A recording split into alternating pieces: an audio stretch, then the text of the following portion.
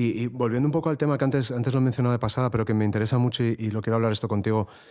em, Cuando hablamos de depresión, ¿no? Que sabemos que además los números no pintan muy bien a nivel epidemiológico, pues cada vez parece que va en auge. El consumo de antidepresivos y ansiolíticos en este país es récord del mundo.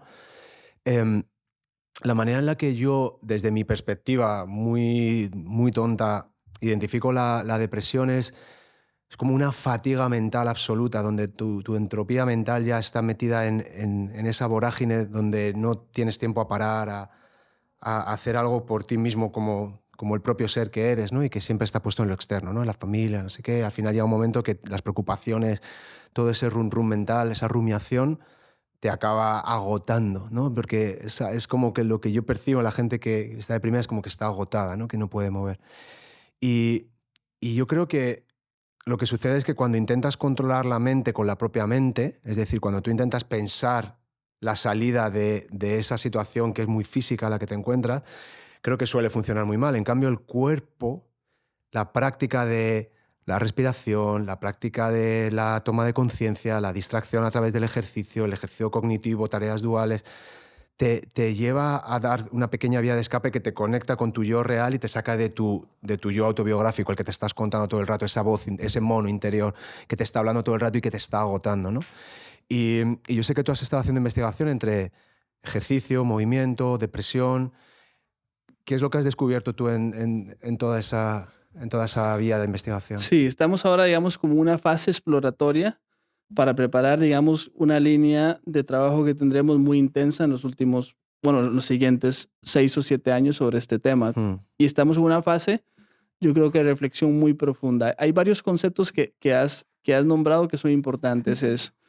Yo tenía una cierta duda si realmente los casos de depresión estaban aumentando, ¿verdad? Porque cuando revisas un poco epidemiológicamente qué es lo que ha sucedido, parecía que la tendencia era lineal. Sin embargo, los últimos estudios epidemiológicos bastante rigurosos nos dicen que está comenzando a incrementarse mm. de forma ¿A partir de significativa. qué año? O sea, ¿hablamos de décadas? ¿Hablamos No, de...? estamos hablando de los últimos 6 años. Vale. Parece que en los últimos 6 años la tendencia sí comienza a ser ya no ser lineal, sino Mm, comienza a avanzar. Y esto es cierto, y esto yo tenía ciertas dudas porque es cierto que lo que habíamos revisado previamente toda la información es que se mantenía lineal. Yo tenía dudas porque es difícil muchas veces entender, digamos, el concepto epidemiológico de cómo interpretar los resultados. Y yo he hecho una consulta a un profesor inglés que es Davis, que habla mucho acerca de la depresión y el componente social, sí que si realmente estaba viendo un incremento y él me decía, y le pasaba yo 3 artículos, que era un artículo que hacía una inspección en Asia, otro que lo hacía en Estados Unidos y otro en Reino Unido. Y él me dice, los resultados son así, lamentablemente está habiendo directamente un incremento. Y me dice, esto es una consulta, yo no soy tampoco especialista en epidemiología, pero tengo un amigo que trabaja en el King College, que son prácticamente en este momento yo diría que es el centro de investigación epidemiológica con mayor solidez. Y le voy a hacer la pregunta porque el argumento que se dice también en Reino Unido es que está incrementando de forma muy significativa, pero no sé qué tanto. Hizo la consulta y la respuesta ha sido que sí, que efectivamente se está incrementando. Ahora, ¿por qué puede ser esto? Puede ser porque seguramente ahora mismo las personas eh, ya tienen mayor capacidad para comprender qué es el fenómeno de la depresión y le es más fácil verbalizarlo sin que se avergüence de ello. mm. Quiere decir, el registro es más sólido si tenemos más personas que realmente están admitiendo que tienen una enfermedad o que tienen un proceso. Es como cuando se hace una encuesta para ver con quién vas a votar y hay personas que se saben dentro del porcentaje que van a mentir. Mm. Entonces, aquí podemos nosotros encontrar personas que se le esté preguntando si tienen determinados síntomas depresivos, que el paciente lo llega a reconocer y que el paciente no quiere responder a la pregunta o que diga prácticamente que no lo está reconociendo cuando sabe que los tiene. Sí, que en este proceso de desestigmatización que se ha hecho de la salud mental hay más gente que antes estaba deprimida y no lo decía y ya Eso lo... es. Vale. Sí, ahora esto es uno de los factores. Otro de los factores es que en realidad eh, ahora se habla más del tema. Claro. Entonces, hablar más del tema, esto puede ser que muchas personas comiencen a plantearse que en realidad tienen síntomas depresivos que están produciendo Mm, cambios en su vida. que se ha dado casi la vuelta a la tortilla, ¿no? Y que ahora se Es, patologice una situación vital. sí, puede ser que también que esté sucediendo esto. No digo que no sean pacientes con depresión, pero digo que haya personas que estén reconociendo determinadas situaciones Ya. que en su vida han producido cambios y que esos cambios que se han generado han afectado su estado de ánimo y mucho más, porque en realidad la depresión no es solo un cambio en el estado de ánimo, eso es parte, digamos, como de eh, un síntoma que el paciente pueda tener.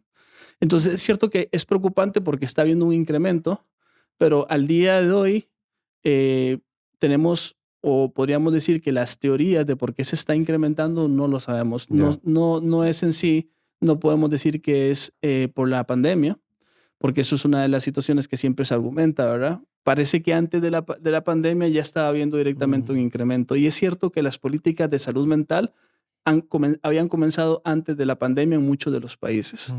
Quiere decir, ya que hayan políticas de salud mental, esto hace que la gente asuma Ya, ya, ya. que la salud mental es algo que puede estar afectado y que también es totalmente razonable que tengas una preocupación con respecto a eso y que haya directamente un posible tratamiento para ese tipo de trastorno. Ujú. Porque tampoco está muy claro que la depresión en realidad sea una enfermedad como muchas veces se propone, digamos, una enfermedad estrictamente de un concepto, digamos, biologicista. Quiere Sí, decir que hay, funcional.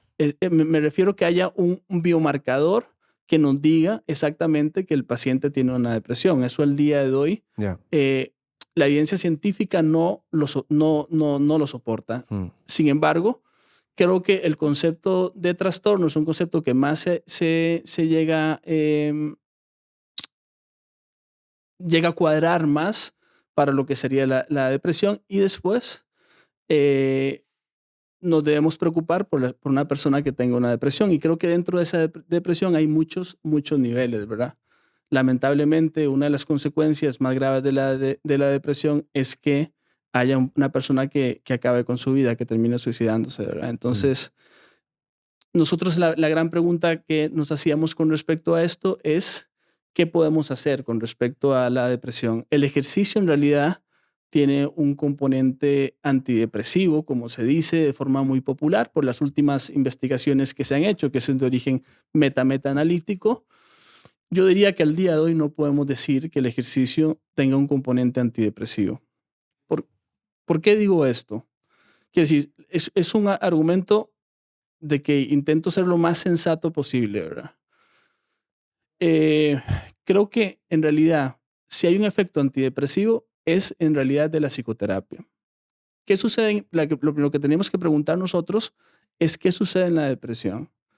Es una persona que tiene un cambio en su estado de ánimo, una persona que no siente placer por las cosas, una persona que tiene una ideación suicida, que tiene una inhibición conductual, hace menos actividades en su vida, tiene un retraso psicomotor. Todas esas situaciones como argumentos sería, digamos, cómo altera la función del paciente con depresión. Quiere decir, es un argumento principalmente más de características conductuales. Mm. A mí, por ejemplo, no me sirve pensar dentro de mi marco teórico para elaborar si realmente el ejercicio tiene depresión o no, el concepto del déficit de la serotonina. En realidad no me sirve. Ya. No puedo partir de un marco teórico de cómo sea el comportamiento específicamente en una molécula. Claro. Esto será directamente el marco teórico que están trabajando directamente los psiquiatras, pero Mm. no podemos trabajar nosotros como fisioterapeutas en ese marco. Nuestro marco sería en qué podemos nosotros favorecer al paciente para que realmente sus síntomas depresivos puedan disminuir. Y en este sentido, es un cambio específicamente en la conducta. Yo diría que el ejercicio funciona en los pacientes con depresión de acuerdo a la evidencia científica porque se está produciendo un cambio en la conducta. Pero ¿cuáles son las grandes dudas que tenemos con respecto a los estudios? Fíjate que ya tenemos más o menos como unos 60 ensayos.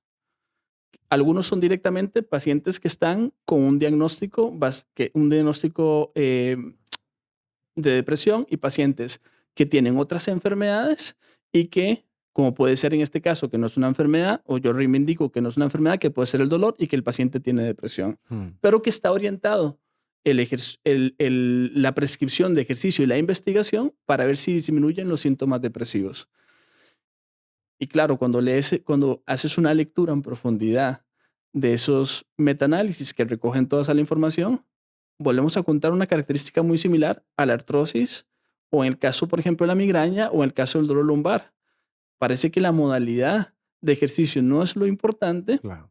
sino que todo tipo de ejercicio está produciendo un cambio. Es el hecho de ponerte en marcha. Exactamente, es el hecho de hacer cosas, porque el problema en los pacientes es que dejan de hacer muchas cosas, y dejar de hacer muchas cosas, te estás perdiendo de un montón de cosas importantes en la vida y reforzadores que el paciente tiene que tener en su vida, como puede ser, por ejemplo, la reunión con personas de tu círculo, como por ejemplo dar un paseo acompañado, o como puede ser muchas veces ir a un sitio que simplemente que te guste y que antes disfrutabas. Entonces, yo creo que yo siempre lo hablo, el romper el ciclo de la desesperanza, ¿no? eso es. Decir, esto no tiene solución, esto solo va de mal en peor y no puedo hacer nada. Y rompes el ciclo de la desesperanza a través de la agencia, a través de decir, yo puedo hacer cosas por mí mismo, aunque sean muy pequeñas, aunque sean muy nimias, pero vuelve a ser binario, paso de 0 a 1, paso de no levantarme de la cama a levantarme de la cama. Y tengo que congratularme por ello. Es decir, Exacto. El proceso, la tendencia vuelve a ser en la dirección en la que estamos. Y Es el cambio, en este caso, es el cambio de la conducta. de la conducta, exacto. Entonces, estamos haciendo un proceso de cambio de la conducta para que el paciente, pues, sienta que puede hacer cosas, Claro. y que sienta que puede hacer cosas le beneficia Sí. muchas veces directamente no solo a ellos, sino también a su entorno, ¿verdad? Porque volviendo a lo que tú decías, que creo que es importante clarificar, o por lo menos yo necesito clarificarlo, cuando hablamos de que la serotonina no es un marcador que nos sea interesante a nosotros, es porque, entiendo, es un subproducto de cómo el cerebro se adapta a las conductas que tú tienes. Es decir, esto ya es lo que ves al final, pero no significa que sea eso lo que tú tienes que corregir y que vaya a cambiar toda la cadena de eventos. Que Exacto. yo también hago mucha crítica con toda esta neurociencia de la Eso es. gratitud. Exacto. Es que no significa, no es lo mismo una cosa que la otra. Claro, al día de hoy, la serotonina podemos decir que ya es un neurotransmisor que ha pasado de moda. Ahora todo el mundo habla de la dopamina. La dopamina, sí, sí. Entonces, yo siempre... Como dice Edu, el mainstream es la dopamina. Exacto. Nosotros, yo se lo digo muchas veces a los alumnos en la asignatura de neurofisiología. Yo le digo, está muy de moda hablar en realidad de los neurotransmisores, pero esa es una pequeña parte y que no explica directamente la conducta del ser humano. Eso es. Y de hecho, al día de hoy, la teoría de los déficits de la serotonina está en cuestión. Claro. Entonces, esa es otra de las situaciones también que está en cuestión.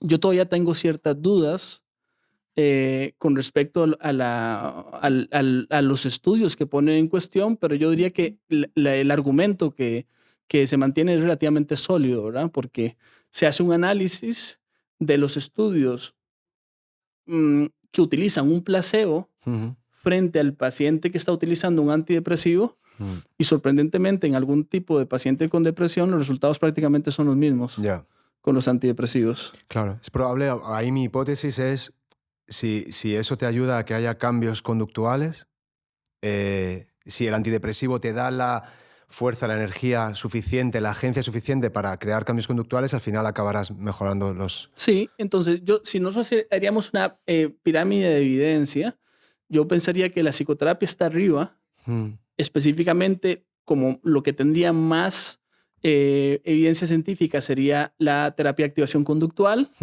y yo creo que como siguiente vendría, digamos, el ejercicio, pero el ejercicio no es fácil para un paciente con depresión. De hecho, y aquí es un ejemplo tal vez ciertamente burdo, pero hace unos años, cuando se publicó un metaanálisis de que abarcaba muchos de los estudios con respecto a la depresión, llegó una persona opinando y dice, es que yo no entiendo por qué las personas están depresivas si el ejercicio es muy barato.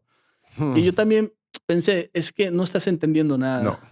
No estás entendiendo que esa persona seguramente, y volvemos otra vez a la misma, las circunstancias sociales, su contexto, no le permite realizar en ese momento ese cambio de la conducta y tienes que hacerlo seguramente de forma muy escalonada. Una exposición. Tienes que llevar al paciente a una exposición. Entonces, yo diría, el ejercicio no tiene al día de hoy, de forma contrastada, un aspecto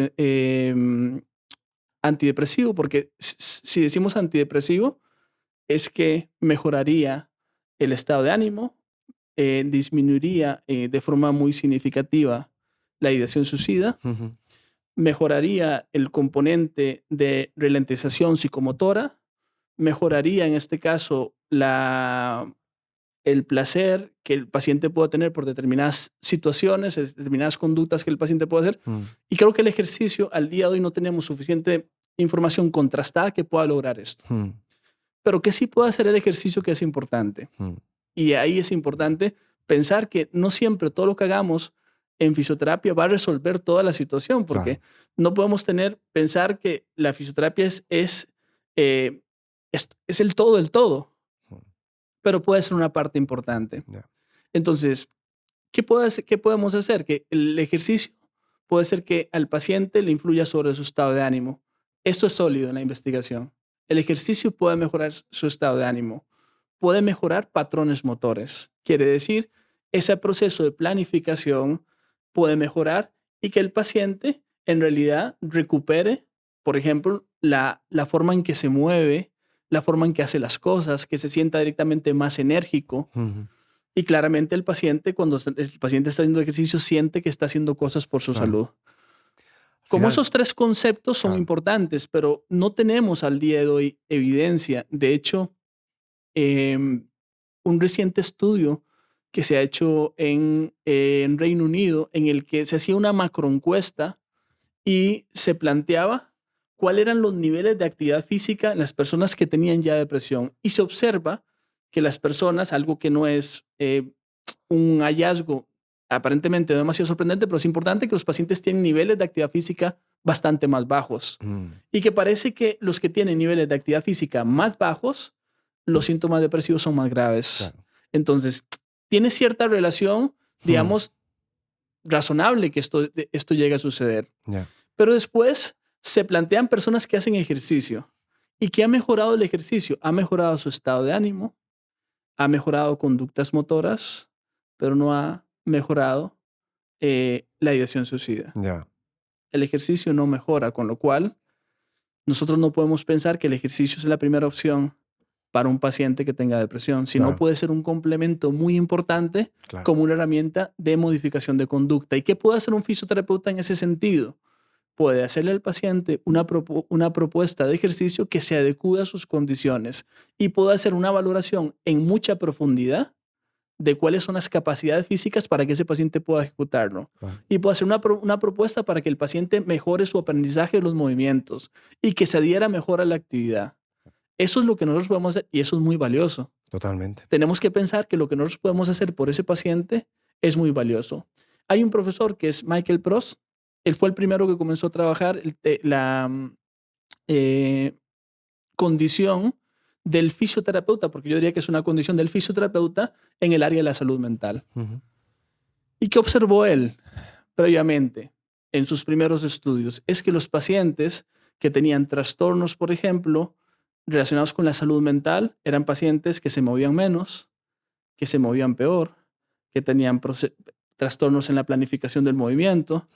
Y él, en ese sentido, le dio mucho valor a lo que hacía el fisioterapeuta, porque decía, este paciente está en un centro en ese años, porque el PROS debe tener ya, me imagino que unos 60 años, tal vez 59 años, lleva muchos años, ha publicado como 350 artículos con respecto a la salud mental únicamente.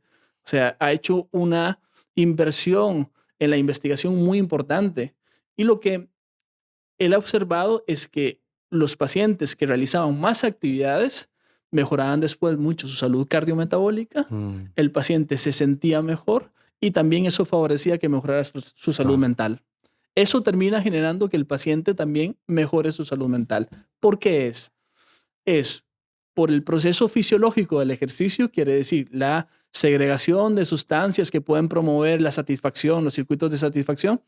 Bien, es posible, pero también puede ser por el cambio conductual que el paciente Claro, tiene, que hace más cosas claro. y que el paciente muchas veces hace cosas y hace cosas acompañado, con lo cual El aspecto estamos, social, exactamente, afectivo, estamos trabajando con una situación de un objetivo social, claro, que también es interesante introducir en los pacientes con totalmente. depresión o con dolor, que es la situación em, de la generación de la actividad en un contexto social, que Claro. puede ser familiar, puede ser Sí, directamente con amigos o puede ser en un centro donde se haga actividad. totalmente.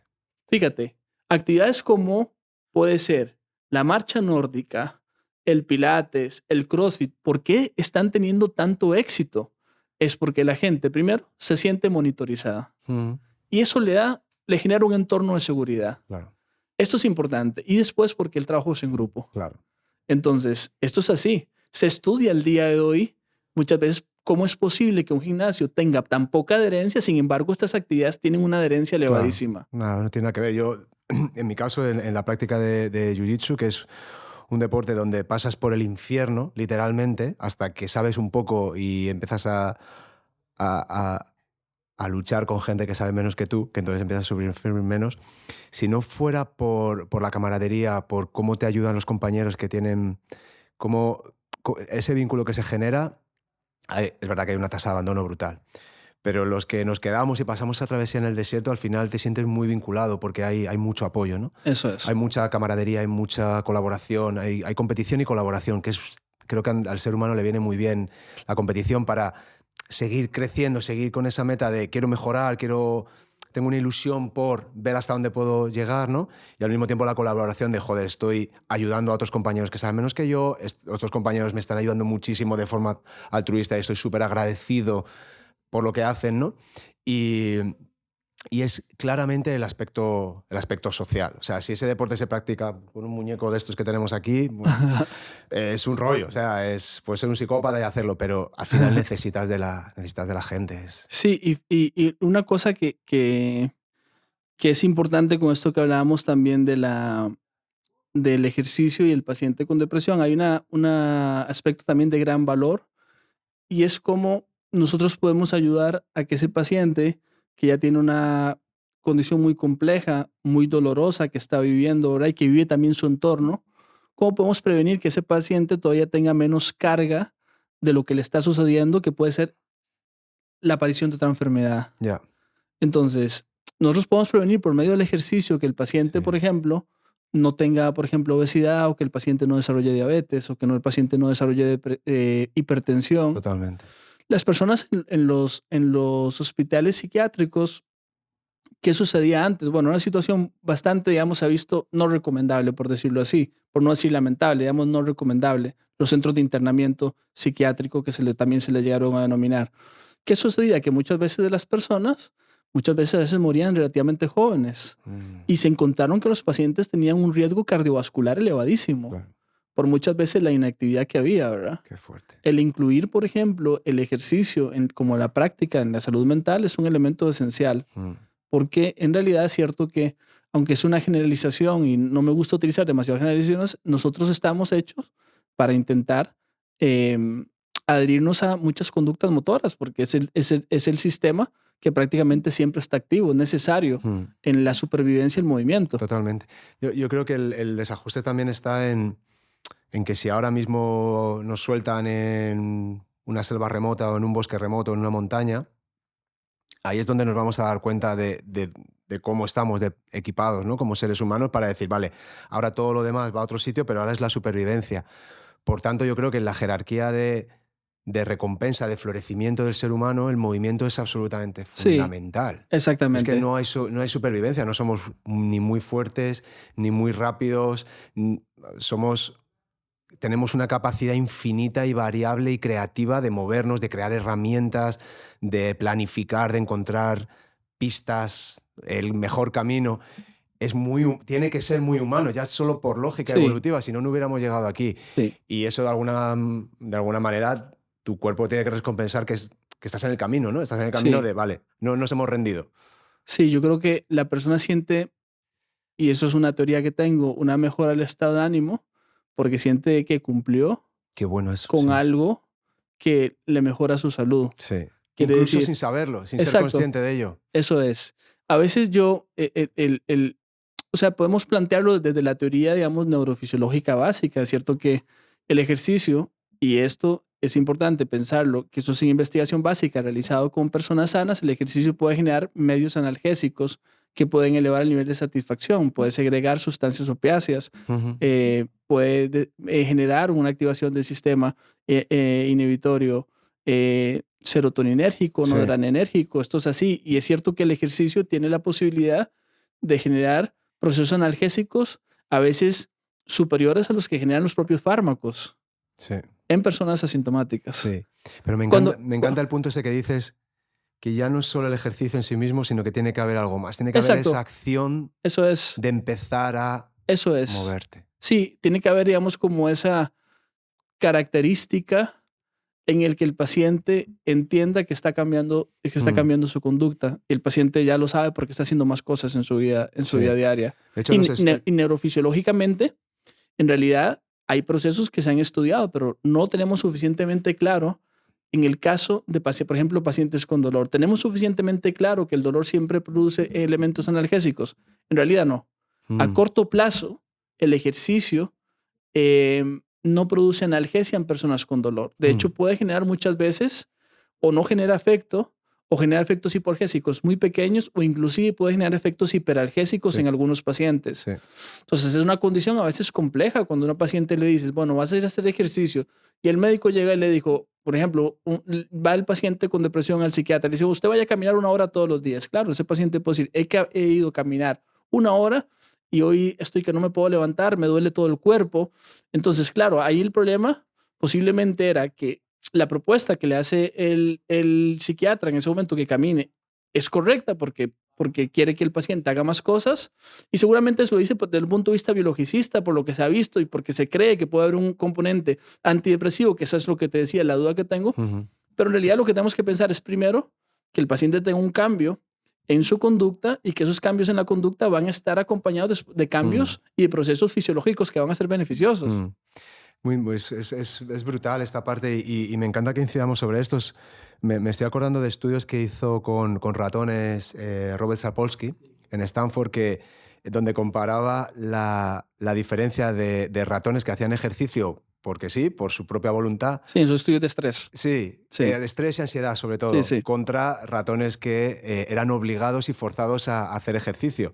Y cómo se invertía. De Sí, hecho, unos mejoraban sus marcadores de estrés y ansiedad, sus rasgos, al final lo que decían era como rasgos sí. relacionados con la ansiedad, y los otros veían magnificados o aumentados esos rasgos relacionados con la ansiedad, y al final era el ejercicio. Por tanto, yo creo que tú estás ahí en algo que es importante y que parece que se nos pierde. Ahí es la acción de yo decidir moverme, la acción de yo hacer algo por mí. Sí, Hablabas tú de haber cumplido, ¿no? eso es. Yo intento, cada vez que tengo un día rutinario en el que he hecho mi trabajo, he hecho mi ejercicio, he estado con mis hijos, he tomado las decisiones nutritivas correctas, de darme una palmadita en la espalda y decir, hoy has cumplido. Ha sido un día Sí, nada especial, pero que lo ha tenido todo. Es decir, vas en el camino. sí, generar hábitos es muy difícil, ¿verdad? Mm. Y es cierto que em, es la propuesta de aprendizaje. En realidad, ese hábito es generar una conducta de forma habitual, ¿verdad? Claro. Y puede haber muchos problemas en tu vida diaria que no te permiten que puedas generarlo de forma habitual. ¿Cómo podemos facilitar para que el paciente lo pueda cumplir? Intentando comenzar con mínimas dosis. Claro. El tema este de los hábitos atómicos, ¿no? Exacto, mínimas dosis en el que realmente el paciente sienta que ha cumplido y que eso sea suficientemente satisfactorio. Que sea satisfactorio, que sea muy fácil, que Eso no, es. que no, sea, Yo que no haya fricción. exacto, y no voy a pensar en un principio en las adaptaciones fisiológicas, esas vendrán Estoy después. totalmente de acuerdo con eso que acabas de decir. Eso vendrá después, eso vendrá ya cuando el paciente ya comience a notar que ya no es solo que está cumpliendo, Eso es. sino que termino de hacer la actividad y me siento bien. Sí, que se está optimizando ya. Eso es, y que quiero hacer más actividades y Mm. que quiero más demanda de actividad. Ya. Y ya el paciente comienza a activarse muchísimo, muchísimo más.